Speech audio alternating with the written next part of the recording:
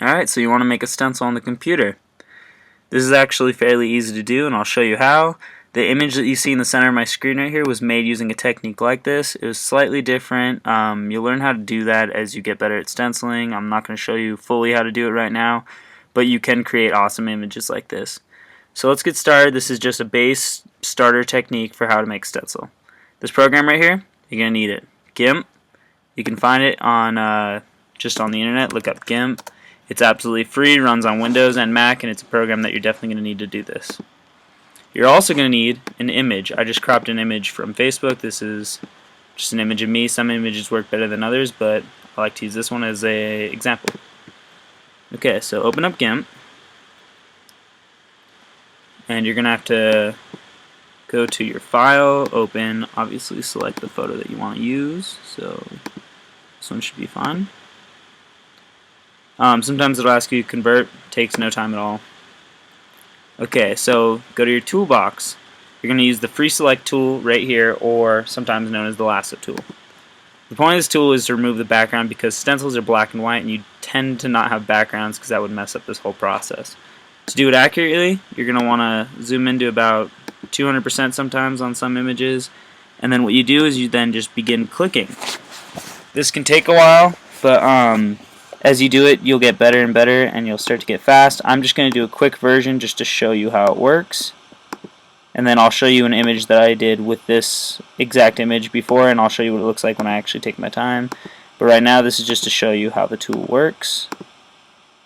So I'm not going to be too accurate with it. I'm just going to kind of follow my outline somewhat. It's interesting. I'm like looking at a picture of myself right now. This is weird. Okay, so let's keep going. Around the brim, around the brim. Once again, this is just a rough version, so I'm not doing like an extreme version for you guys. It might take a lot longer than you think. Even if I can do it somewhat fast, it's still, I'm just trying to show you guys how it works right now. I'm going to cut that hair. I don't like how that hair looks. It's kind of gnarly. Sorry about that, the program I was using to film just cut out. Well, I'll continue just from where I left off, so right here.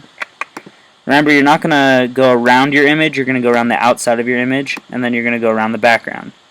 This is important to remember because you'll actually end up cutting out your image, which is not what you want to do. You want to cut all the background out. So now I've selected the background. Go to Edit and Clear. There you go. Background's been removed. Now go to the select, hit none. Go to colors. You're going to want to go to colorize. Change hue to 0 and change saturation to 0. This will give you a black and white image to work with. Then you're going to want to go to brightness and contrast. Some people go to threshold, but you can do it yourself with brightness and contrast. You're going to play with these values. You're going to move both of them up. I like to do about here, and as you can see, the stencil image appears. This once again works better with some works better with others, but you can also play with it and figure out what you like. As you can see, this area is kind of being left white. That's because some images need to have the brightness and contrast controlled at different zones, so you might have to select different parts of the images and do it separately, or just leave more of the background so that it leaves a black line like that. Okay, well, you can just do this, and then once you're done, voila, there's the stencil. You can then save it, obviously. Save it as like whatever you want, like me or whatever. I think I already have a file named that. Yeah, I do. I'm going to replace it anyway. You're going to do the quality at 100. I don't see why you wouldn't. And voila, let's see what it looks like. You can now open and print this image, and there you go. I have a stencil of myself. Okay, I also did the stencil earlier. I've actually put it up. And, let's see, where is it? Here it is. And here's the original from what I did. There's one more thing that I'm going to cover. To make the stencil work. The image program doesn't work perfectly. It'll give you a guide. So this is the last thing you need to know about creating your stencil. The program doesn't actually create a perfect stencil because sometimes it'll create an outline and you'll end up cutting it out and cutting all the detail out. So you need to add a very important aspect called bridges. Bridges allow for the white to be in the image on the inside. So for example, if you zoom in here, the program actually there's a bridge right here that connects the neck to my chin. As you can see, this will actually end up working because there's white here, but let's say we end up using this photo right here. As you can see, the neck would end up getting cut out, and you just wouldn't even get any of this white or any of this detail. So the way to keep detail in is you have to create bridges.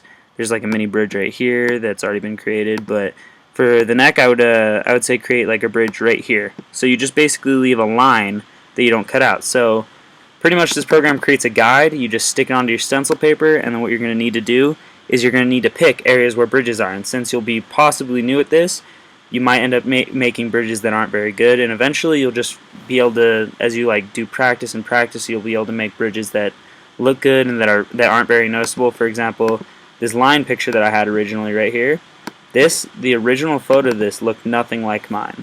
For example, the original is right here. So as you can see, this is the original photo. It looks nothing like mine anymore. I'm like, some of the outlines a little the same. I basically use it as a guide to know what the line's going to look like. The only features that are really the same are the eye is a little bit the same, and I guess the eye and the chin. That's about it. The rest I'll pretty much freehand it out myself. So this is a little bit the same right here. It's just like almost the same shape, but besides that, I pretty much freehanded the rest, and that's all up to you. So you just have to figure out the bridges and how you're going to make it, and how you're going to make it look, and eventually as you have more practice, you'll get better at doing it, and you'll be able to create some pretty awesome stencils. So that's the video. Just practice with it, and check out my other videos if you want to know how to cut, or if you want to know how to apply your stencil. Alright, thanks.